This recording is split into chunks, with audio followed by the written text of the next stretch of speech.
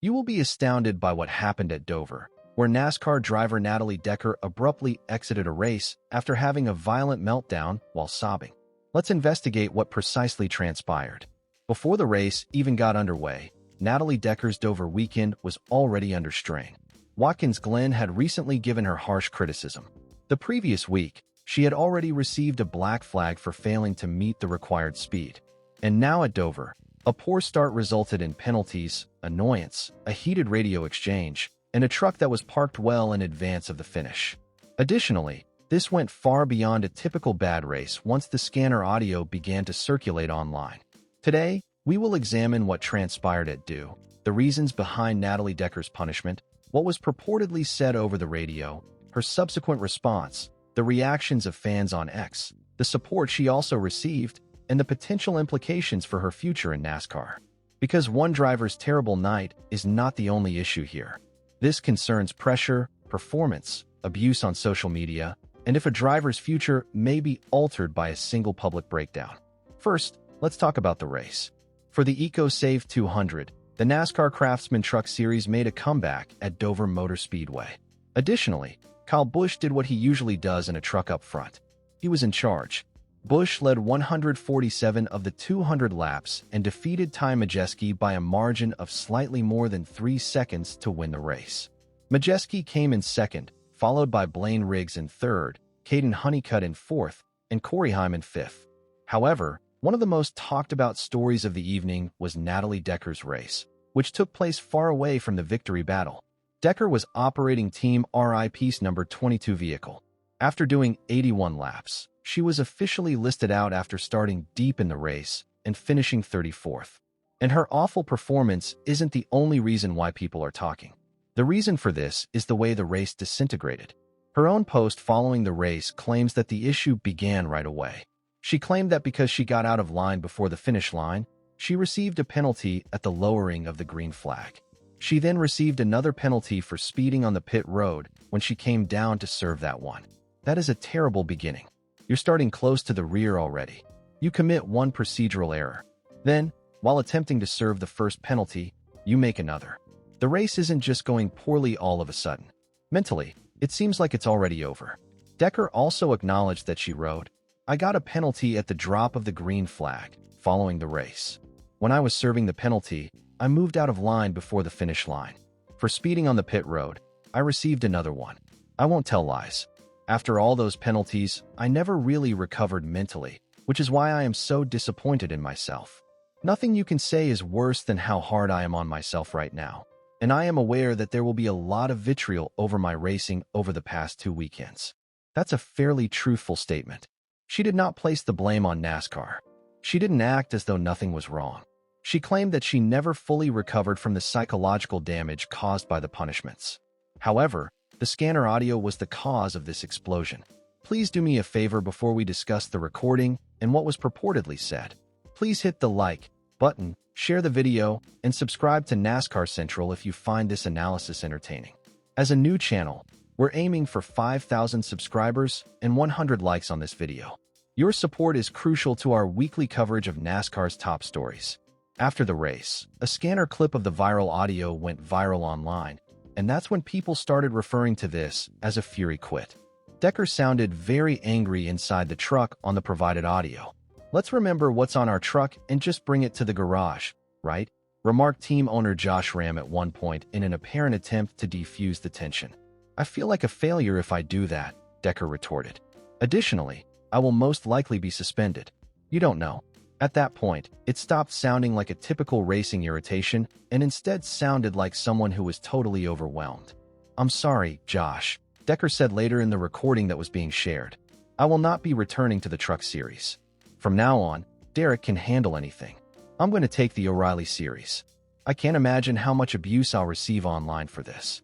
I'm not prepared." People clung to that cue. "I will not be returning to the Truck Series." To be fair, remarks made on the radio during a race are emotive.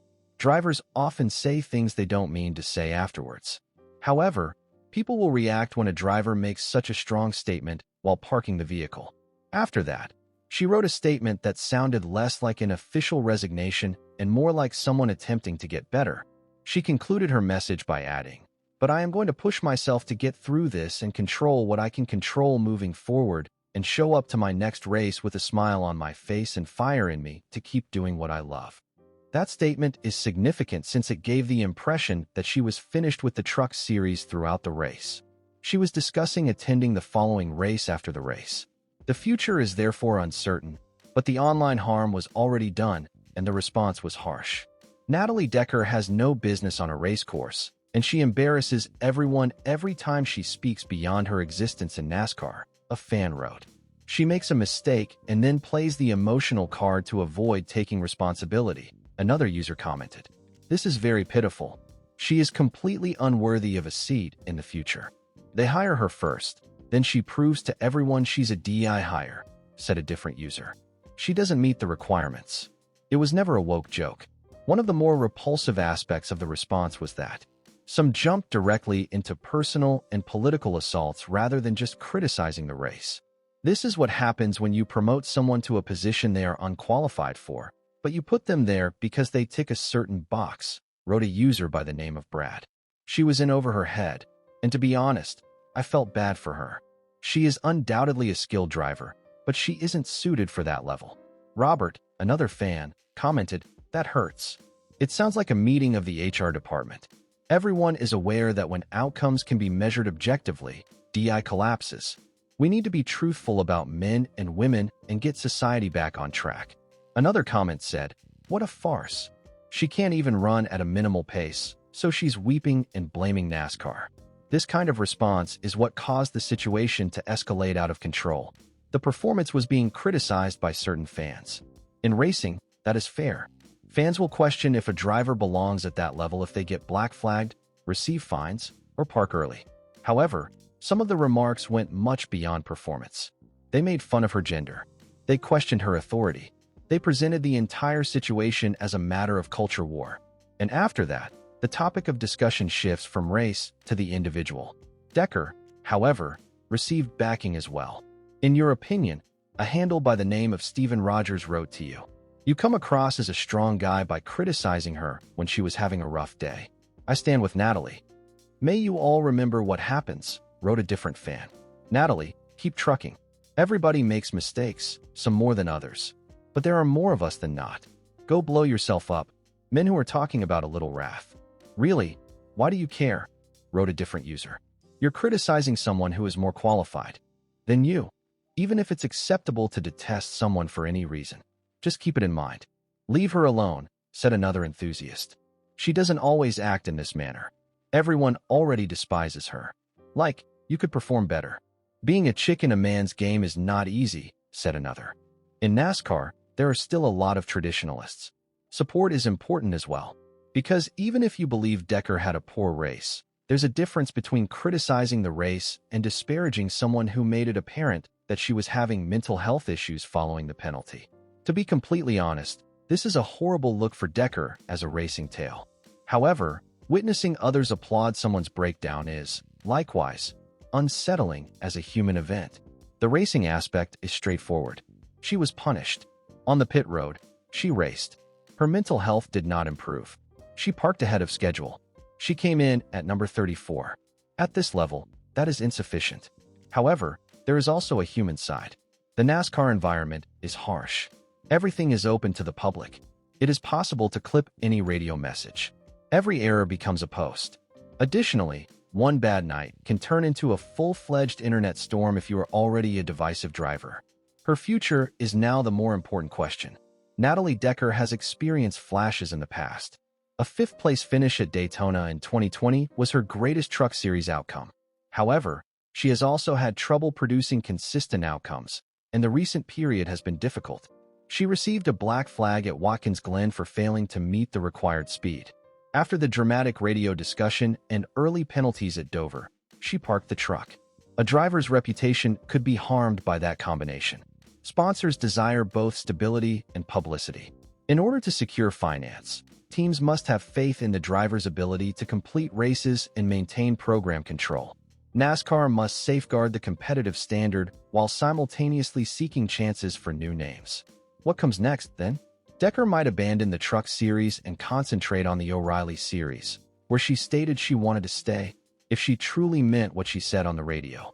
However, if her post-RA declaration is the true path, she intends to continue, reappear, and attempt to manage what she can. We'll learn a lot from the upcoming race. This turns into a horrible night that she survived, and she returns more composed, tidy, and organized. However, the calls for NASCAR and teams to reevaluate her seat will only increase if the same problems persist. And that's the truth. There is more to racing than just desire. It has to do with execution. The sport is something you may like. Sponsors are an option. Fans are possible. You are able to tell a tale. However, you still have to perform when the green flag is down. Steer clear of fines. Keep up the pace. And continue to race the vehicle.